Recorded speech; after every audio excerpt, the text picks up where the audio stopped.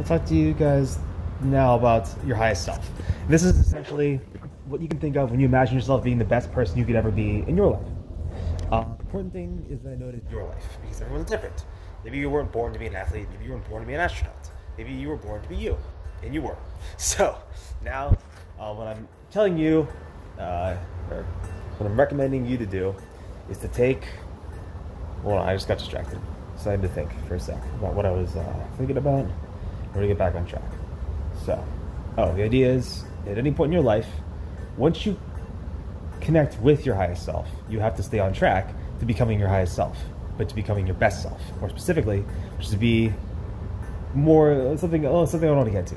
But let me just say this. What you really should be doing is spending some time finding yourself, if you didn't already do in college, because you're really late to the party, unless of course you're a different person I'm thinking of, in which case you're fine. Just take the time you need to figure it out, and figure it out in your own way, in the way that you think is best. So do that.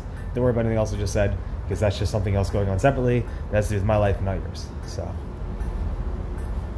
anyway, the exact next thing that I want to talk about, I guess, is how your highest self and best self fits in with everyone else's. So where you stand is the same as where everyone else stands. That's that you are your best self, but there are other people. So here's the thing, is you can do with other people anything you want. So what you should do is make plans with people you want to make plans with to do things on Earth. And that's the idea of, being a forward thinker. So, it's about being progressively minded, but like in the modern era, where it's like you don't have to be like formal and lame about all the things you do, but it's more like you can just kind of get the gist of what it is that's kind of like everyone's going on through, and then find the people that you kind of jive with, that you kind of think would get the gist of you, and then just hang out with them and do the things you want to do, which at that point the sky's the limit. So anyway, the other thing I want to say now is that if you hadn't had the opportunity to really just say, I guess this is tough because I don't know if this is a more masculine thing or feminine thing to say, but I'll just say it out loud either way, gender neutral. Just shake your tail feathers. Because either way, even if you're a bird of paradise and your entire thing is just to show your female what you're worth, or let's say you're a peacock and your idea is to show the world that you're pretty and beautiful. The idea is, those are two different things. First one's a masculine, second one's a feminine. Example.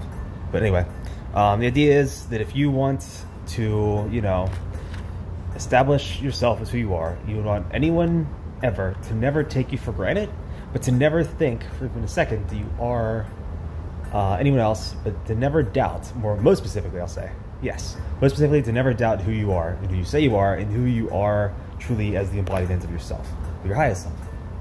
So, the idea behind doing this is essentially just to find ways to express what you feel is a true essence of you into ways which I consider personifications.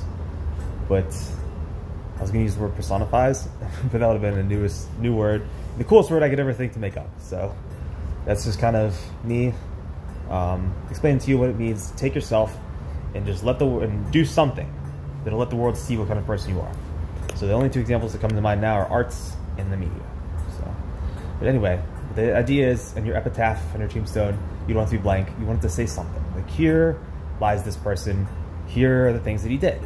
And hopefully those things are inclusive of the things that you value and believe yourself to be truly relevant to in real life.